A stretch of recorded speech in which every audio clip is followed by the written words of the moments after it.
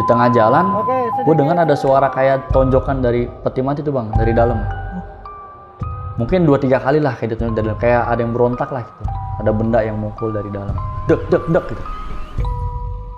Di belakang puskesmas gue tuh ada kebakaran besar saat itu kan. Gue gagal lah gitu. Gue gagal nih bawa nyawa orang gitu. Itu gue nyesel di situ kayak emosi lah, kayak nyalain diri gue sendiri gitu. Goyang-goyangin tuh peti jenazahnya, takutnya nggak masuk di relnya apa gimana, apa ada yang ganjal gitu kan. Gue rasa udah paten gitu kan, udah nggak ada yang bermasalah gitu kan. Udahlah, gue tutup lagi. Gue tutup, ketika gue tutup, di kaca belakang itu ada siluet bapak-bapak lagi duduk di peti matinya.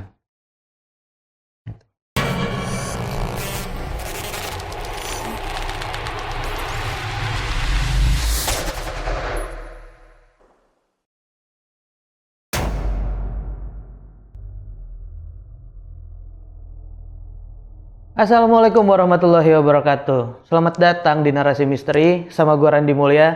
Seperti biasanya nih, gue sudah mendatangkan seorang narasumber. Dan narasumber kita kali ini adalah seorang supir ambulan. Nah, kita langsung ngobrol sama narasumber kita kali ini. Bang Bayu, Ya, sehat Bang? Siap. Alhamdulillah sehat Bang. Kabar baik ya? Alhamdulillah. Makasih udah diundang. Bang Bayu, Bang Bayu ini jadi supir ambulan ini udah berapa lama sih Bang? Dari 2021 Bang. Dari 2021? Ya, sebelumnya gue sempat kerja di bank swasta lah, salah satu bank swasta. Ya ada pengalaman rohani yang gue rasain yang mengharuskan gue untuk keluar dari dunia bank lah. Oke. Dan akhirnya pindah ke sempat beberapa tahun gue ngegokar, terus ada lowongan supir ambulan, gue bilang ya kenapa enggak gitu kan. Ada banyak nilai baiknya lah di situ. Gue nolong orang, terus juga di mobil juga gue udah berkecimpung juga kan di gokar, jadi nggak ada salahnya sih gue coba gitu. Dan hati waktu itu milih ya udah supir ambulan tuh ya. Yakin aja lah. Dan selama lo jadi supir ambulan ini berarti dari 2021. 2021. Berarti dari zaman Covid juga dong itu. Covid, ya. Covid. Oh, oke. Covid lagi kenceng-kencengnya tuh Bang. Jadi ya, redup dan besar lagi ya di 2021 itu ya. Dan dari pengalaman yang lo alami ini selama jadi supir ambulan, ada kisi-kisi apa nih Bang yang mau nanti diceritain? Banyak sih, banyak banget Bang. Dan mungkin nanti teman-teman banyak juga nilai-nilai moral yang bisa diambil sih dari cerita yang bakal gue bawa. Jadi ada satu sosok yang kuat banget di puskesmas gua. Jadi sosok ini tuh gampang banget munculin dirinya gitu kan. Kalau dari Islam gitu kan sebenarnya jin itu nggak bisa kita lihat gitu kan. Cuman karena energinya dia gitu, dan dia yang mau menampakkan dirinya, saking kuatnya energinya, jadi bisa dilihat dengan kasat mata lah sama temen-temen di puskesmas gua gitu.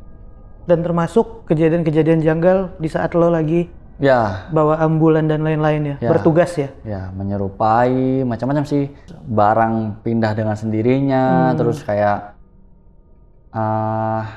ucapan-ucapan terima kasih dari orang-orang yang pernah gua tolong, macam-macam sih Bang. Dari orang yang pernah ditolong maksudnya orang yang sudah nggak ada? Udah nggak ada. Ya. Kita tahan dulu ceritanya deh Bang. Siap. Nah, buat temen-temen, tonton video ini sampai habis, jangan di skip karena ini pengalaman Bang Bayu ini gue yakin akan menarik untuk kalian tonton sampai habis. Dan buat kalian yang punya pengalaman pribadi juga bisa ceritain di Narasi Misteri, DM aja ke Instagramnya Narasi Misteri atau klik link yang ada di deskripsi di bawah. Di sepanjang video ini juga akan ada atok-atok yang digambarkan oleh timnya Narasi Misteri tentang sosok apa yang ada di kejadian tersebut. Yaudah, kita nggak usah lama-lama lagi, kita langsung dengerin pengalaman dari Bang Bayu kali ini. Karena di dunia ini bukan cuma kita yang nempatin.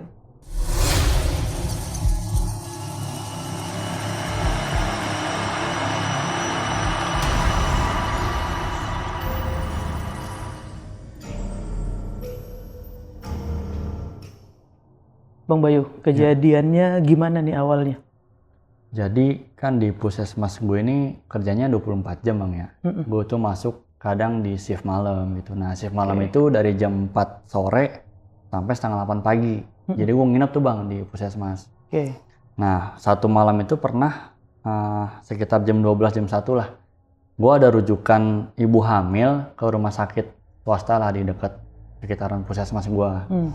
Gitu. Nah, gue loading pasiennya ke ambulan dan di situ memang kondisinya ibu hamil itu udah ada pembukaan, jadi darahnya tuh sedikit banyak udah kena berangkar lah. Berangkar itu kan kayak tempat tidur portable yang ada di ambulan tuh, Bang. Oh, yang biasa tarik-tarik. Ya, yang bisa tarik dorong itu. Nah, itu berangkar kita sebutnya. Itu ada bercekan darah lah di situ pada saat gua bawa ke dalam ambulan gitu. Nah, gua nganter ke rumah sakit tuh lancar tuh, Bang. Sampai gua loading, gua serah terima sama pihak rumah sakit, sampai gua balik ke puskesmas. Nah, gua balik ke puskesmas, biasanya kan setelah gua rujuk, gua cuci tuh, Bang, gua sterilin tuh semua, berangkar, ambulan segala. Cabin pasien di belakang tuh, semua tempat duduk keluarga nih di ambulan gue bersihin semua. Bagian dalam semuanya dibersihin? Semuanya gue bersihin, karena takutnya ada pasien lagi, udah steril lah gitu. Apalagi kan zaman itu sekitar 2022 itu masih ada COVID lah saat itu kan, jadinya rajin banget gue untuk sterilin ambulan gitu. Nah, pada saat gue sterilin ambulan itu kondisinya itu udah hujan, Bang. Beda sama sebelum gue nganter pasien. Pas gue balik tuh udah deres lah gitu. Nah, gue cucinya seadanya gue aja, karena kan udah hujan deras juga, gue malam takutnya gue kena air hujan nanti malah gue jadi nggak fit kan. Nah, situ gue agak siram sekedarnya aja lah gitu, nggak kayak biasanya bisa gue sabunin, gue bersihin semuanya. Nah, di situ gue masukin lagi, Bang, berangkarnya ke ambulan gitu. Gue masukin ke ambulan, gue tutup lah ambulannya kan, pintu belakangnya gue tutup. Gue naik ke lantai 4. Nah, di situ gue naiknya nggak lewat lobi, Bang, karena emang SOP-nya dari kita nih, dari para driver ambulan, ketika rujuk pasien, perawat semua bidan, setelah pulang ngerujuk nggak boleh lewat lobi karena takut terkontaminasi sama pasien lain, Bang. Oh. Gitu. Karena kan kita dari rumah sakit nih, kita nggak tahu ada virus yang nempel ke badan kita apa gitu. Ketika kita sampai puskesmas, ada pasien yang mau berobat kan, takutnya dia dalam kondisi yang sehat. Kalau kita lewat situ malah nanti jadi sakit. Gitu. Akhirnya udah gua naik ke tangga darurat. Jarak dari ambulan ke tangga darurat tuh sekitar ya 15-20 meter lah, Bang. Dekat gitu, dekat banget gitu. Nah, gue tutup ke pintu ambulan, berangkar gue udah masukin, gue naik. Niatnya gue mau bersih-bersih lah di atas gitu menjelang subuh kan. Itu udah sekitar jam 2:30-an tuh, Bang. Setelah selesai ngerujuk. Nah, gue lewat tangga darurat. Tangganya itu ketika lo naik dari lantai 1 ke lantai 2 tuh naik setengah, terus ada kayak rata gitu, Bang, ubin rata gitu, naik lagi. Oh, dia nekuk gitu ya? Arah berlawanan gitu, kayak puter balik lah gitu. Nah, gue kagetnya ketika gue naik ke tangga setengah ke lantai 2, itu berangkar yang barusan gue masukin itu ada di tengah-tengah lantai 1 dan lantai 2. Ada di situ? Ada di situ. Ini berangkar dari mobil lo yang lo tahu, Ini berangkar punya lo? Ya, yang barusan gue taruh. Gitu. Dan tiap ambulan itu ada berangkar kan, Bang, ya. Dan berangkar itu tuh setiap ambulan tuh beda tipenya, Bang. Ambulan gue ini yang biasa buat ngerujuk pasien, ambulan Hi-S ya, Toyota Hi-S yang buat travel kalau lo lihat ya di jalan ya. Nah, itu pakai ambulan itu, dan itu tuh berangkarnya beda sendiri, agak berat dan lebih kokoh lah gitu. Dan beda, mobilnya pun mobil gede ya? Beda sama gua ada ambulan EPV juga, ya lebih kecil sedikit lah dan beda banget materialnya gitu. Itu yang cuman berangkarnya cuman satu itu. Jadi yang ya itu pasti punyanya ambulan HS yang barusan gue pakai. Gitu. Di situ gua berpikir, ini gue pasti diisengin. Gitu. Nah, itu tangga, Bang, nggak mungkin sendiri itu gotong berangkar, apalagi naik tangga. Kalau dorong tarik di lokasi yang datar, itu gue kuat walaupun ada ibu hamilnya di atas berangkar itu kan, karena ada rodanya kan dan rata gitu. Nah, ini tangga. Ini anak tangga ya? Iya, anak tangga. Bukan yang mulus nanjak ya? Jadi itu emang buat tangga orang, bukan buat tangga berangkar gitu. Itu gue nggak tahu tuh kenapa bisa di situ. Tanpa berpikir panjang, gue turunin, gue dorong, biarin udah rusak lah kan. Gue panik lah di situ.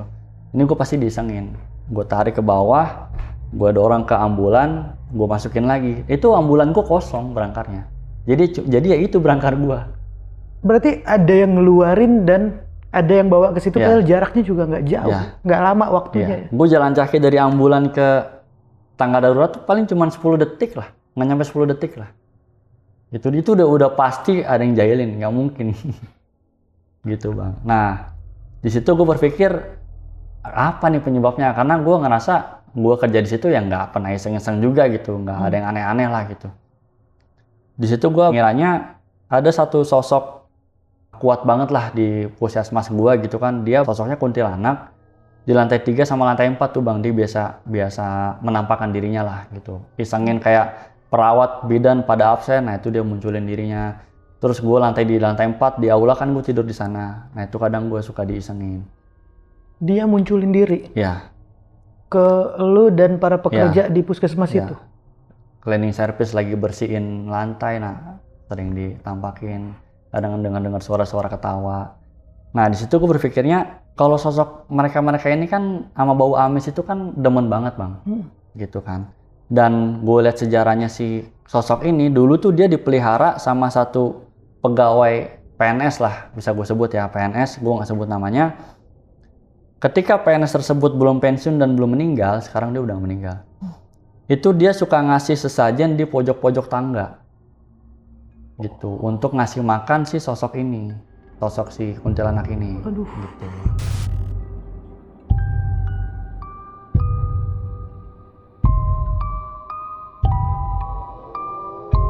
Nah ketika si orang ini pensiun, belum meninggal saat itu pensiun, udah nggak ada sesajen tersebut, nah dia muncullah ganggu-ganggu si karyawan-karyawan yang di sana gitu. Termasuk kayak di ruang IGD kan, kalau ada tindakan pasien ada berdarah, ada bau amis, apalagi ruang bersalin, kalau ibu hamil itu kan ngelahirin pasti ada darahnya kan bang. Nah itu dia sensitif banget soal itu, pasti ada gangguan. Nah gue berpikir di situ apa karena gue nyuci berangkarnya kurang bersih ya, tadi kan gue kena hujan kan gitu. Jadinya ya itu mengundang si sosok tersebut untuk ngisengin gue lah. Gitu. Dan ini kejadian yang emang susah dinalar karena nih berangkar ada di atas itu juga nggak mungkin karena tangganya Ya, tangga orang. Ya, anak tangga, ada anak tangga lah gitu. Beda. Kan ada kalau emang khusus untuk ada rel rodanya itu kan ada agak datarnya, terus sampingnya ada anak tangganya. Ini beneran untuk orang, nggak.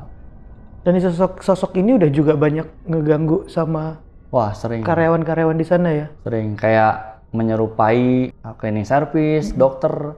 Pernah tuh gue dokter ya. Dia menyerupai dokter pada saat gua ada laporan akhir tahun 2022 kemarin. Itu kan gue disuruh bikin sama atasan gue daftar rujukan COVID di tahun tersebut, tahun 2022 gitu. Untuk gue bikin SPJ tuh bang, bikin SPJ COVID saat itu. Nah, rujukan pasien COVID itu yang pegang si dokter itu, PIC-nya.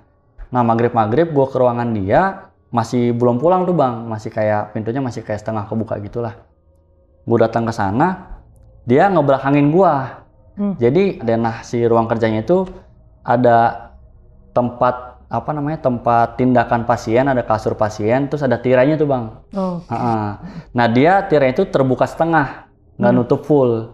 Nah tirai terus badan dia membelakangi gua sama kasur pasien, gitu. Nah badan dia kelihatannya cuma setengah doang tuh bang. Jadi setengahnya lagi ketutupan sama tirai. Di balik tirai. Di balik tirai. Gue pikir dia masih kerja lah, merapin berkas. Karena di kasurnya itu ada kayak berkas-berkas gitu bang. Yang buku-buku segala lah, map gitu. Gue teriak dari pintu, dok, izin dok. Bagi daftar rujukan COVID dong 2022, gue diminta TU nih, gue bilang gitu. Dia nggak ngomong apa-apa, ngasih pakai tangan kirinya. Gitu. Nah, di situ gue pikir, nih mungkin lagi kusut kali nih ya kan, akhir tahun gitu kan, laporan banyak, dia nggak banyak ngomong gitu. Oke dok, gue ambil bang.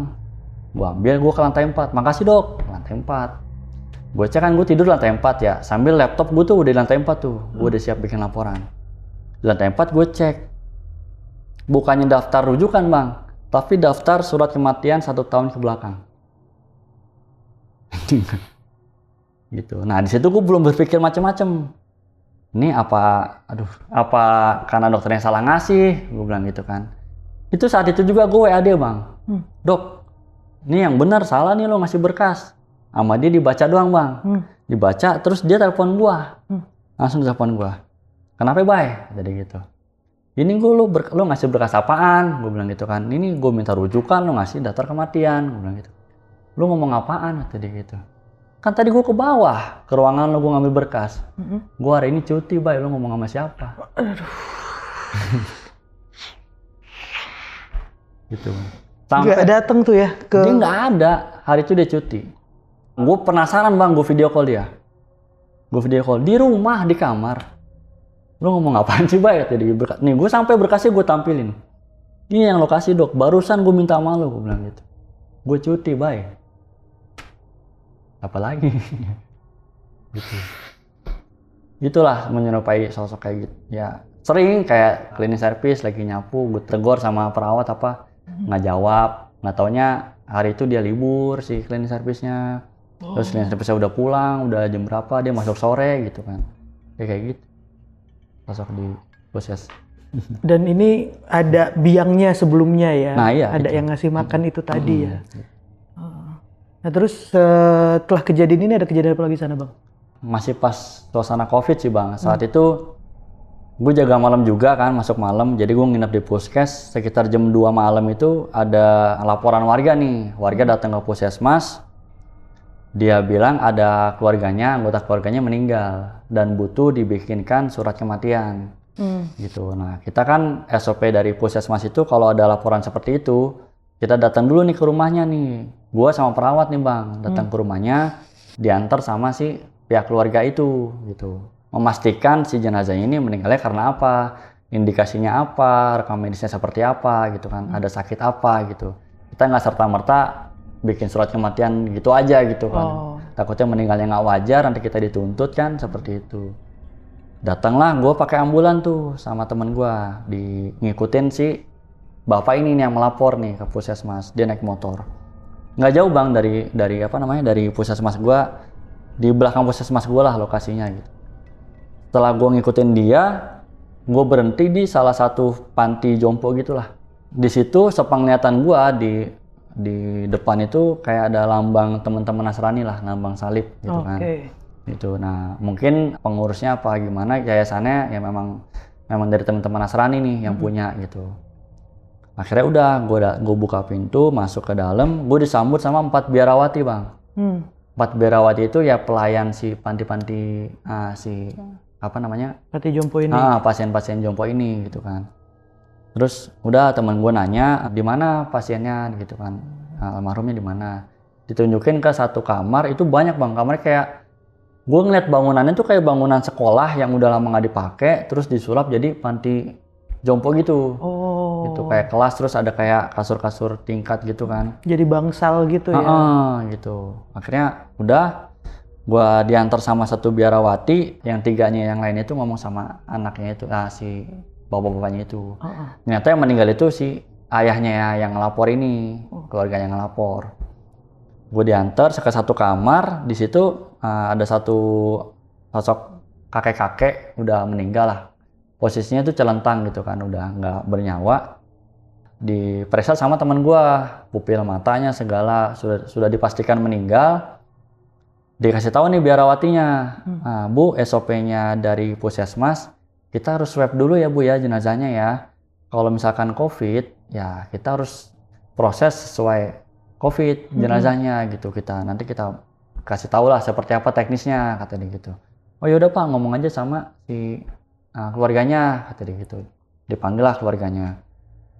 Kita swab positif tuh bang, COVID.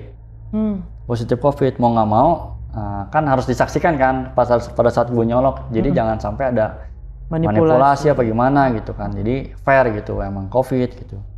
Kan beredar isu di masyarakat kan, di COVID-COVIDin nih, ini kan. Makanya menghindari itu gue panggil lah si keluarganya biar saksi. Tapi Bang Bayu ini di sana pakai APD atau gimana? Nah, pada saat itu belum bang, belum pakai pada saat itu.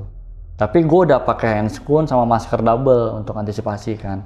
Baju masih baju dinas gue, ya makanya setelah itu pasti gue bersih-bersih gitu. Walaupun dia COVID atau enggak, tetap gue ganti baju semua, gue mandi gitu. Emang protapnya seperti itu. Nah, gue colok sama si perawat, COVID nih bang, dikasih tau lah ke keluarganya gitu kan. Nah ternyata setelah dikasih tahu itu ditanya nih proses seperti apa. Nah nanti kita plester pak jenazahnya, terus kita masukin peti jenazah, kita lem, terus kita plester lagi gitu. Seperti itulah kantong jenazahnya kita plester lagi, baunya benar-benar rapet lah, benar-benar steril gitu. Terus nah biarawatinya nyeletuk nih bang, bapak maaf, ngomong ke anaknya si almarhum kan, bapak maaf, almarhum sudah mualaf, jadi gitu. Nah di situ juga sinkron tuh bang, pada saat gue masuk ke ruangannya tuh ada beberapa panduan-panduan sholat, terus ikro, kayak gitu-gitulah, buku-buku pelajaran Islam gitulah. Tapi gue nggak berani nanya gitu, karena sensitif banget kan, apalagi ini basicnya panti jomponya punya teman-teman Nasrani gitu loh. Sensitif banget kalau gue nanya duluan gitu. Akhirnya nyeletuk sendiri tuh biarawatinya. Dan gue respect banget, ya dia mengakui gitu.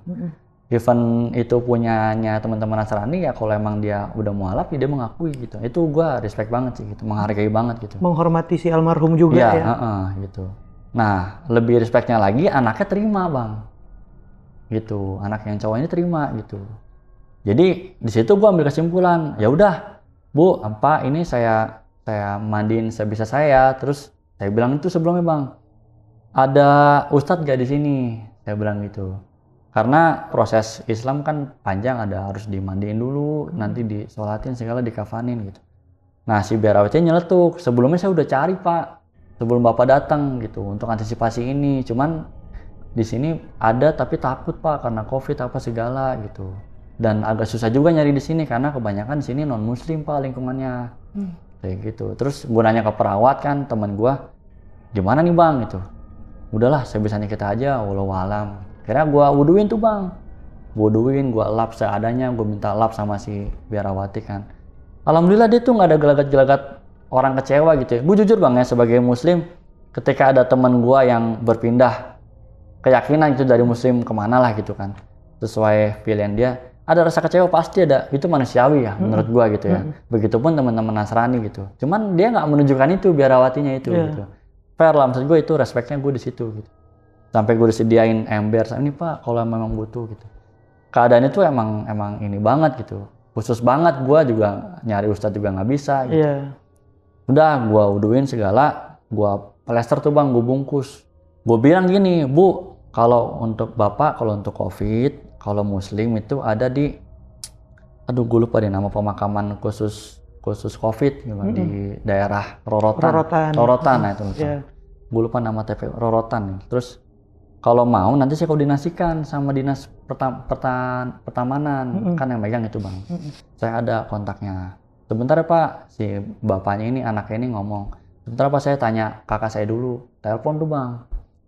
Beberapa waktu kemudian datanglah si kakaknya ini, ternyata perempuan, cewek, anak pertama dari almarhum. Di situ marah-marah, dia datang tuh udah marah-marah, udah emosi banget dah. Siapa yang suruh dikubur gini lah. Terus saya nggak mau ya, pokoknya saya mau dikremasi. Gitu, mau dikremasi. Terus dia ngotot kayak gitu, terus padahal si biarawatnya udah bilang, bapak udah mualaf, saya pokoknya nggak mau tahu gitu. Diskusilah anak si keduanya ini yang cowok sama kakak pertamanya, diskusi dia berdua ngobrol gitu kan. Adanya diomel-omelin bang. Dimarah-marahin sama si kakaknya itu. Kenapa mau dimandiin gini gitu, sesuai Islam. Gitu ya. Kalau gue kan sesuai, kalau bapaknya udah bilang tadi, anak keduanya bilang ya udah gitu. Ya, mengikuti rekomendasi anaknya juga ya. Akhirnya si biarawati itu tuh nyeletuk gitu. Pak, ini yang ngurusin jenazah almarhum semasa hidup nih yang cowok pak. Yang pertama ini justru yang naruh bapaknya ini di panti asuhan itu udah 6 tahun. Oh, si anak pertama yang marah-marah ini. Iya, gitu. Itu gua berpikirnya ini siapa yang ngajarin nih almarhum gitu loh bisa sampai masuk muslim, masuk mualaf gitu. Tapi gue tanya biarawati, ibu yang bersaksi dia jadi mualaf. Iya, saya dengar dia ngucapin apa sih pak, kalimat syahadat ya, dia ngomong kayak gitu. Iya, saya sampai cari-cari di YouTube apa segala, emang dia sebutnya bener pak, gitu kayak gitu. Ya udah, terus dia debat di situ, datang lagi tuh bang, berdua tuh, anak pertama main, anak kedua ibu sama bapaknya. Ya udah, pokoknya saya mau dikremasi, ini saya cari rumah duka yang bisa dikremasi di sini, di mana COVID. Gitu. Saya bilang nggak ada bu, kalau COVID rumah duka tuh bakal menolak semua gitu. Nggak nih, coba saya cari. Ketemu tuh bang satu rumah duka tuh di situ. Gue diarahin ke sana, udah di sana aja siapin semuanya. Kita loading ke ambulan, saya pinjam ambulannya ya pak ya, kata dia kayak gitu. Nah teman gue di situ ada telepon dari, kan kalau perawat itu kalau malam 2 orang bang yang jaga. Yang teman yang standby di puskesmas telepon ke teman gue nih yang ikut gue ke panti jompo. Bay, gue kayaknya harus balik ke puskes nih. Namanya kan Wulan ya temennya. Si Wulan cewek, si Wulan kelabakan di sana, ada tindakan. Ya udah, gue minta tolong sama yang cowok tuh bang, anak yang cowok, pak tolong anterin teman saya, ambulannya kan buat loading almarhum, gue bilang gitu. Tapi jangan balik dulu dah, bantuin gue bilang gitu. Loading tuh bang bertiga, dibantu sama biarawati segala ambulan. Di situ udah temen gue diantar sama anak keduanya yang cowok. Nah, si ibunya ini Sherlock lokasi rumah dukanya ke gue. Dia jalan duluan tuh, ya udah saya jalan dulu ya pak ya. Saya ngurus administrasi dulu. Saya udah kasih Sherlocknya, udah jalan bu. Agak bete juga gue sebenarnya masih anak pertamanya. Karena tiba-tiba marah-marah gitu. Iya gitu. Terus ya harusnya sih lo urus lah gitu. 6 tahun lo biarin di sini gitu. Terus kalau dia mualaf ya lo salahin gitu kan. Lo kemana aja lah gitu selama ini gitu. Dan nggak komunikasi dulu dengan baik di awalnya ya. Kalau emang maunya dia begitu kan masih bisa dikomunikasikan ya. Iya, dan biarawatinya bilang dia nggak pernah ngubungin, bener-bener hilang kontak lah gitu. Yang ngurusin nih anak yang keduanya yang cowok. Gue masukin ke ambulan sama teman-teman gue di peti matinya. Ibunya jalan, gue jalan tuh bang sendiri tuh gue. Udah jam 2:30, jam 3-an lah. Di tengah jalan, jalanannya sih lancar bang, nggak malam ya. Malam gue nggak nyalain sirene juga, karena gue pikir takut ganggu orang kan. Nggak ada urgensinya juga gitu kan, bawa jenazah ngapain gitu, berisik malam-malam. Jalanannya juga pun rata gitu, bagus lah aspalnya. Di tengah jalan, gue dengar ada suara kayak tonjokan dari peti mati tuh bang, dari dalam. Mungkin 2-3 kali lah kayak dari dalam, kayak ada yang berontak lah gitu. Ada benda yang mukul dari dalam, dek dek dek gitu. Nah di situ gue berpikirnya mungkin ada kucing apa gimana gitu. Pokoknya gue kalau ada hal-hal yang kayak gitu, gue nggak mau langsung ke arah sana bang mikirnya gitu. Biar gue nggak ke suges lah gitu. Sebisa mungkin gue berpikir positif, mungkin ada apa nih gitu kan. Gue berhenti, gue cek bang ke belakang. Gue buka pintu belakang, goyang-goyangin tuh peti jenazahnya. Takutnya nggak masuk di relnya apa gimana, apa ada yang ganjal gitu kan. Gue rasa udah paten gitu kan, udah nggak ada yang bermasalah gitu kan. Udahlah, gue tutup lagi. Gue tutup, ketika gue tutup, di kaca belakang itu ada siluet bapak-bapak lagi duduk di peti matinya.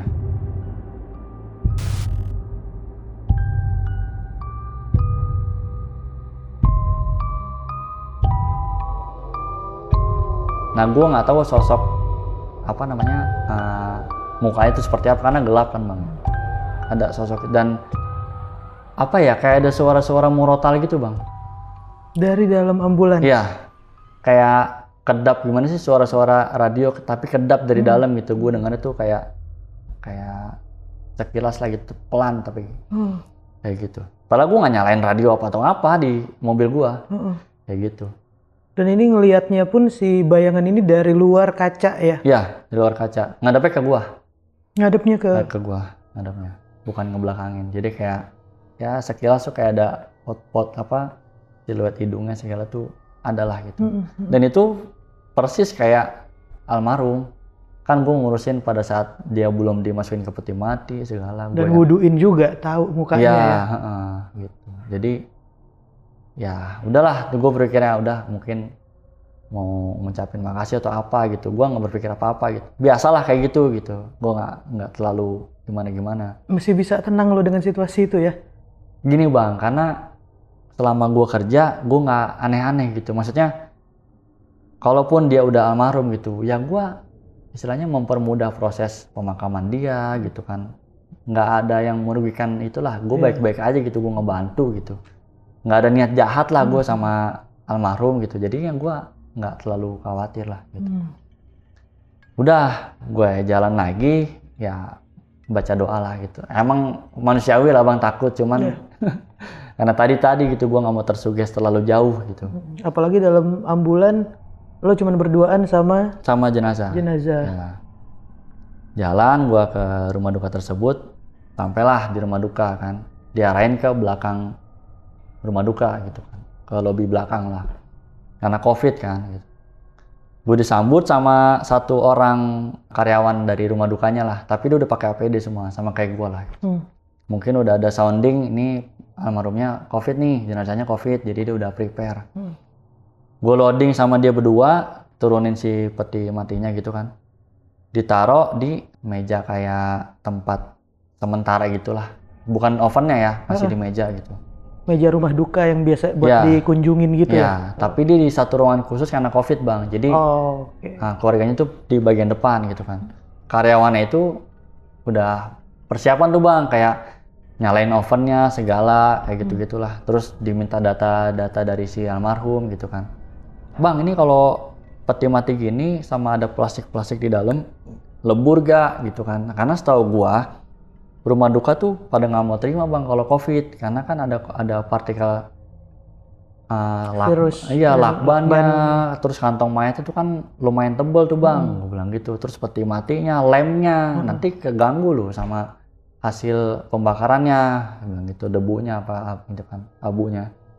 Oh bentar bang ya, kalau hancur sih hancur bang, kata dia gitu. Cuman takutnya nanti si keluarganya ada yang aneh nih di abunya. Ya udah konfirmasi dulu bang. Konfirmasi ke depan, gue tungguin kan.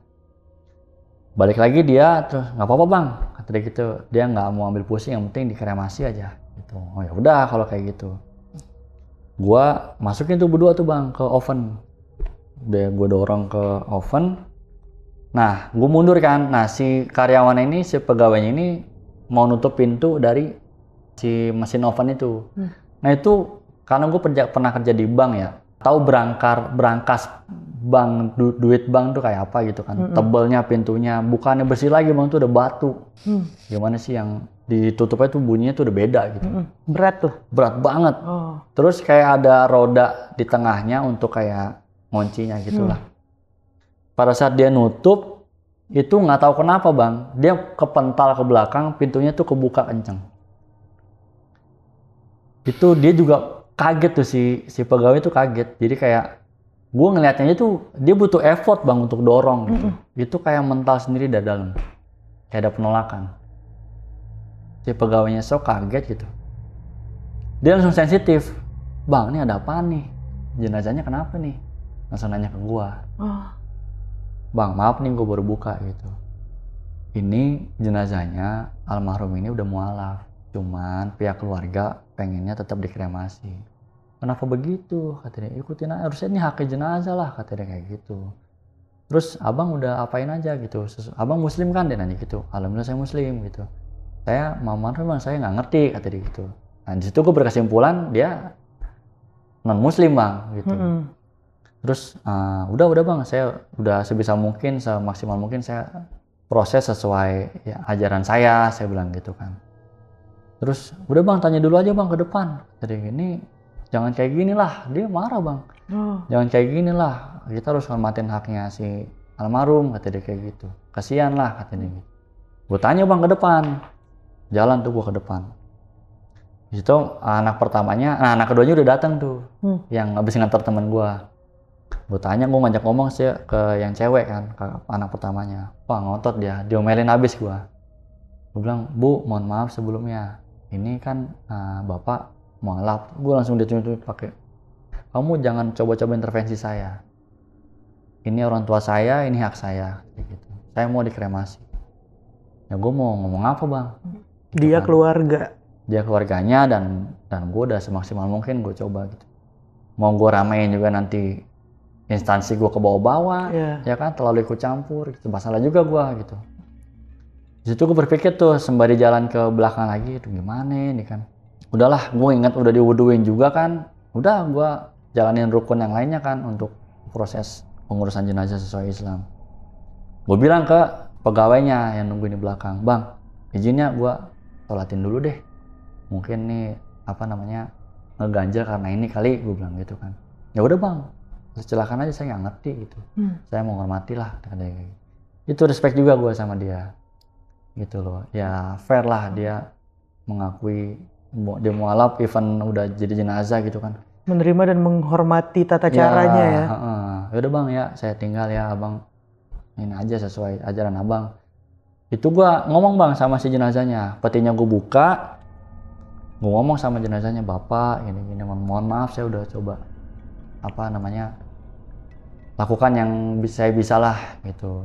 Ya, saya turut prihatin. Gua doain tuh bang, saya sholatin ya pak ya. Udah gua sholat sendiri bang, sholat jenazah sendiri. Sampai selesai gua doain sebisa gua panggil lah si pegawai rumah dukanya. Bang udah selesai bang gitu. Tutup lagi tuh petinya bang. Kita dorong lagi. Alhamdulillah lancar. Nggak ada gangguan apa-apa lah. Setelah disolatkan. Ya, terus ya kalau bisa ngomong mungkin dia nggak terima kali bang di proses seperti ini. Cuman gua pas di kremasi itu oven dinyalain gua nangis tuh bang. Beban banget tuh ya. Iyalah. Ya istilahnya ya walaupun gimana ya. Karena gue seiman juga gitu, walaupun nggak bisa kayak gitulah gitu. Kita tetap ini cara harus, yang salah untuk almarhum nih gitu. Iya gitu, kasihan lah, dia harus dapat haknya juga gitu. Pengen gue bikin rame gitu, cuman nanti gue keseret-seret, instansi gue puskesmas gue keseret-seret, pekerjaan gue jadi nantinya gimana kan ke depannya gitu, diramein sama si ini. Gue udah coba komunikasikan ke keluarganya juga nggak terima, ya mau gimana gitu. Udah gue balik ke puskesmas, sampai puskesmas gue cuci semua segala kan kayak gitu. Itu udah menjelang subuh lah bang, gue bersih segala. Nah gue sholat di situ, sholat subuh. Itu kan gue kalau lantai 4 itu bang gue cuma sendiri, tidur gue di aula. Nah penerangannya itu lantai 3 lantai 4 itu setiap malam tuh pasti minim karena nggak ada pelayanan bang. Pelayanan 24 jam itu cuma di lantai 1. Sama lantai 2, paling lantai 2 kan farmasi ya, orang ngambil obat gitu kan. 3 sama 4 itu benar-benar gelap, cuman beberapa lampu yang nyala lah untuk penerangan sedikit akses lah. Gitu. Akses lorong kayak gitu. Aula pun gelap juga gitu, cuman ada 1-2 lampu yang nyala. Gue sholat subuh lah biasa gitu. Nah lo kalau sholat itu kan, kalau ada yang yang ngikut di belakang makmum, kantong mata lu kadang tuh berasa kan bang? Di ekor mata kelihatan. Nah, ekor mata tuh kayak ada yang ngikutin lah gitu. Itu ada satu sosok yang ngikutin gue sholat subuh. Dan setiap gerakan yang gue lakukan, itu dia selalu telat bang. Kayak gue sholat, takbir gitu kan. Sekian berapa detik, gue udah baca Al-Fatihah segala, dia baru takbir. Itu jujur gue takut bang. Cuman gue tetap ya harus khusyuk lah sholat gitu. Tetap ini aja gitu, fokus aja sholat gitu kan. Gue ruku, gue tidak, dia baru ruku. Kayak gitulah. Kayak orang baru belajar sholat gimana sih? Kayak masih harus ngikutin, nggak ngerti lah gitu. Dan ketika gue salam, itu sosoknya persis banget kayak kakek yang barusan gue tolong. Itu gue, itu bener-bener gue ngeliat tuh mukanya segala, tapi nggak tahu kenapa bang ya, kayak wajahnya tuh lebih bersih aja gitu, lebih kayak cerah, tapi gimana ya, itu kan gelap ya tadi, kayak beda aja kayak pas gue ngeliat pertama kali di panti jompo gitu. Kayak lebih sedikit cerah lah mukanya gitu. Dan di tempat yang segelap itu aja lo berasa kayak tegas terang ya. Iya, dan dia kayak pakai baju koko terus sarung kayak. Itu pas gue salam ke kanan tuh, aduh, sepersekian detik gue meremin mata, gue gak kuat bang. Dan di saat lo nengok salam itu masih ada? Masih ada, dan dia mukanya ke depan belum salam. Jadi gue bener-bener ngeliat utuh mukanya. Itu pas gue salam ke kiri, udah gue berdoa, gue ya mau nangis gue saat itu. Mau nangis karena jujur terharu lah gitu. Mungkin cara almarhum ngucapin makasih ke gue. Gue sering bang kayak gitu, kayak nolong orang bunuh diri, terus gue macem-macem lah. Gue didatengin, terus nolong orang kecelakaan, didatengin di mimpi datang ke seakan-akan dia berobat, sering kayak gitu. Kayak gitu bang. Dan si bapak ini anggapannya kayak berterima kasihnya dengan cara ini ya? Ya. Di saat lo lagi sholat? Ya, jujur gue lega sih. Walaupun ada ngeganjal ya, nggak terima lah gue dikremasi lah. Seperti itu, walaupun gue bukan keluarganya, tapi kan itu saudara seiman lah. Gue tahu rukun-rukun kayak kita seperti apa lah untuk proses penguburan. Ini harus dikubur kan kalau muslim gitu kan. Seperti itu sih bang.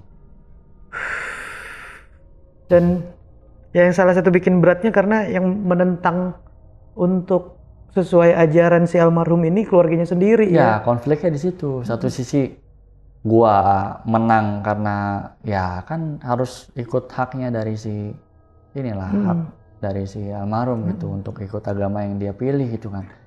Gue sampai sekarang teka-teki gue tuh siapa yang ngajarin. Itu aja sih. 6 tahun di situ. Soalnya di lingkungan non muslim juga. Diurus sama biarawati loh. Bayangin bang. Handphone, YouTube udah setua itu bang, udah serentak itu. Iya. Kalau kurang lebih perkiraan lo ini umur berapa nih bang? 70-80 lah. 70-80an umurnya. Udah kurus, udah tua. Oh. Udah ubanan, udah alisnya itu udah ubanan dia. Udah tua banget lah bapaknya. Ya Chinese juga sih bang, ada keturunan Chinese juga. Dan itu dia kenapa budayanya dia dikremasi ya? Ya, ya gue nggak tahu juga ya. Kan ada beberapa juga gue teman-teman Nasrani juga yang dikremasi, gue juga nggak tahu juga sih ajarannya teman-teman Nasrani seperti apa gitu. Gue nggak mau terlalu jauh lah masuk ke sana gitu. Tapi di panti jompo ini nih tempat si almarhum ini ada selama 6 tahun dia di sana dan dia berubah jadi muslim di situ, mualaf di situ, orang-orang di sekitarnya termasuk biarawatinya menghormati si almarhum ini ya. Karena dengan adanya Iqra tadi. Nah, iya dong. Itu kan bukti kalau ya biarawati itu ya silakan mau meluk apa aja, mau pelajarin agama yang dipilih silakan. Dia menghormati segitunya. Itu respect gua di situ bang. Padahal dia orang yang paling dekat sama agama nih, agama dia gitu ya. Ya kayak kalau panti jompo itu kan yang ngurusin mandinya segala, sampai dibilang biarawatinya, saya kadang suka nemenin bantu bapak ngebasuh untuk wudhu, coba loh bayangin loh. Itu gua bilang mau gue berdoa ya teman-teman dari biarawati mungkin dapat hidayah nanti suatu hari nanti. Mudah-mudahan lah, wallahu alam. Dan paling respectnya sih dia sangat menghormati si bapak ini ya. Iya. Even keluarganya nggak terima, tapi dia tetap berusaha ya. Ibu harus menghormati, kayak gitulah. Gitu sih. Dan anaknya pun menghormati karena biarawati yang ada di sana pun menghormati ya. Iya, yang cowok. Yang cowok, anak keduanya itu ya. Cuman yang bikin repot karena anak pertamanya ini aja. Iya, padahal dia yang naruh orang tua di panti jompo. Anak pertama ini. Anak pertama itu. Oh, dia yang naruh tapi yang ngurusin anak kedua. Iya, dan 6 tahun dia tanpa kabar bang yang ngurusin sih. Anak yang kedua itu cowok. Jahat banget sih. Ya itu keputusan keluarga sih ya. Kita nggak bisa ngomong terlalu jauh. Dan banyak pertanda yang diberikan sama si almarhum untuk kepergiannya ini ya. Dan ini jadi jadi cerminan kita buat menyikapi. Benar bang. Perbedaan sebenarnya sih. Benar. Banyak sih nilai yang bisa diambil. Dan banyak juga sih bang pengalaman ya kayak datang sholat kayak gitu, terus gue pernah nolong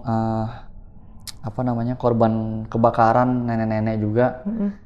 Itu nggak apa-apa ya gue cerita kali ya. Nggak apa-apa. Di belakang puskesmas gue tuh ada kebakaran besar saat itu kan. Terus gue meluncur ke ambulan, ke lokasi 2 ambulan saat itu. Gue ngebawa satu keluarga lah, ibu, anak-anaknya juga 2 atau 3 orang lah, gue lupa ya. Anak itu udah sampai 3, ibunya sama pengasuhnya.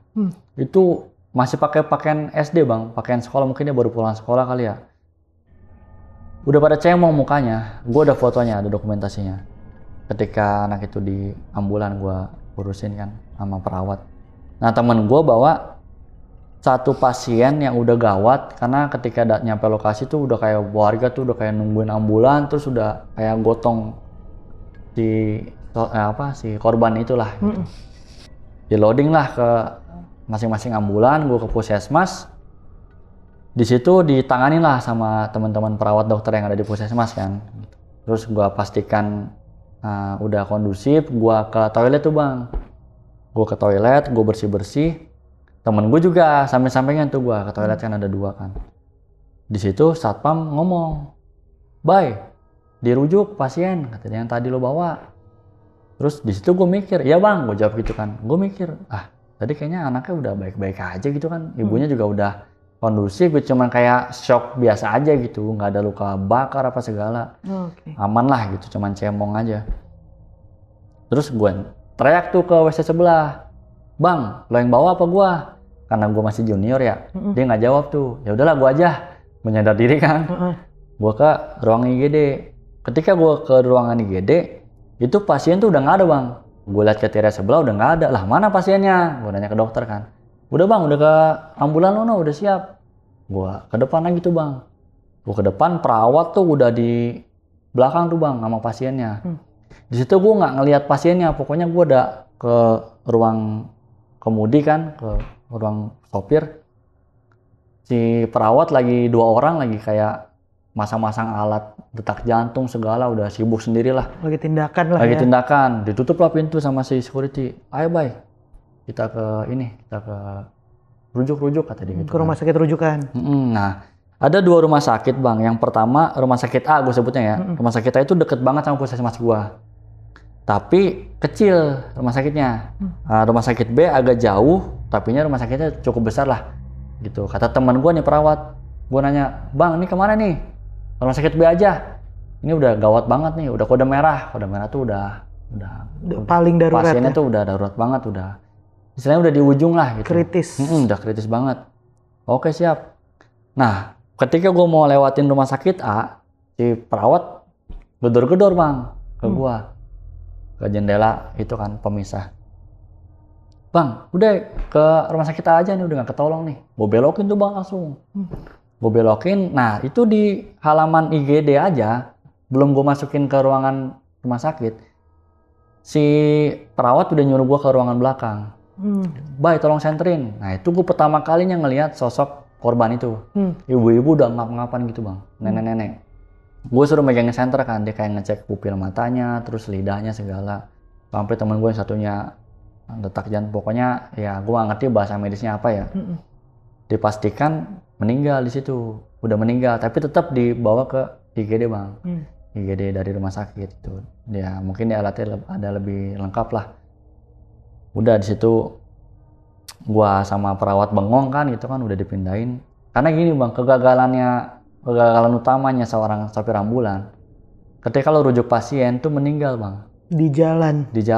Itu tuh kayak gue gagal lah gitu.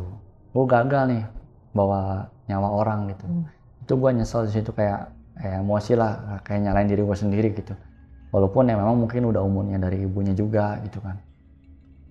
Udah di situ diurus sama rumah sakit yang A itu, gue balik lah sama si teman gue. Nah itu gue besokannya, gue masuk malam, gue tidur, gue kayak mimpi gitu bang, mimpi nggak mimpi ya, tapi kayak setengah sadar gitulah. Gue ada di satu pasar itu bukannya hari berikutnya nih, justru malam sebelumnya. Ada di satu pasar gitu, ramai banget bang, kayak lalu lalang orang sibuk sendiri lah, yang belanja apa segala. Ada satu sosok ibu-ibu yang kayak orang bingung gitu loh bang. Nentengannya banyak gitu kan, kayak orang bingung. Terus kayak selingung kayak minta diangkatin gitu. Kayak minta tolong, cuman kayak nggak ada yang peduli gitu. Kayak udah sibuk sendiri gitu. Akhirnya gue datengin, "Kenapa bu?" "Pak, minta tolong pak, bawain." Manggil gue Dek malah. "Minta tolong ya Dek, bawain." Nah itu sosoknya nenek-nenek persis sama yang gue tolong. Aduh. Kayak gitu. Sering tuh gue bang kayak kemimpi, kayak datang berobat juga ada juga. Ya macam-macam lah. Jadi nilainya ketika lo berbuat baik gitu, ikhlas gitu, nolong orang, dimensi-dimensi seperti itu tuh udah nggak ada batasannya lagi bang. Iya. Gitu lo, orang itu menyerupai atau almarhum menyerupai, almarhum datang ke mimpi, itu tuh udah di luar batasan nalar kita. Iya. Kayak gitu. Dan mereka bisa datang dengan cara apapun untuk menyampaikan pesan, apalagi ke orang yang nolonginnya, sebenarnya gitu ya. Makanya tadi gue bilang selama gue nggak ada niat jahat, apalagi ke pasien ya, emang tugas gue, tanggung jawab gue di situ kan. Kalau dibilang takut sih takut ya. Manusiawi, ada takutnya bang, ada takutnya, wajar lah gitu. Cuman kalau justru yang kayak kuntilanak nampakin gitu, gue lawan banget. Makanya beberapa temen gue yang tidur nginep di situ tuh takutan, nggak pernah tidur lantai 3, lantai 4. Karena dia masuk gestinya emang udah buruk, udah kayak takut duluan gitu. Kalau gue ya ayo aja gitu kan, karena coba lawan dengan pikiran walaupun dibilang takut. Cuman ya gue nggak pernah macam-macam kok, malu gue nggak pernah iseng apa segala gitu. Gue niat gue baik, kerja di sini, gue nolong orang. Gue mau tidur, gue mau istirahat, sholat, udah pulang gitu. Nggak ada aneh-aneh, gue nggak pernah naruh sesajen apa gimana. Lo coba tenang dulu aja dengan apa yang mau lo kerjain di tempat-tempat tertentu ya. Kayak gitu. Banyak sih kalau mau. Dengan pengalaman sebagai supir ambulan dan banyak banget kejadian ini ya. Dari cerita yang lo ceritain ini nih, dari banyak kejadian janggal,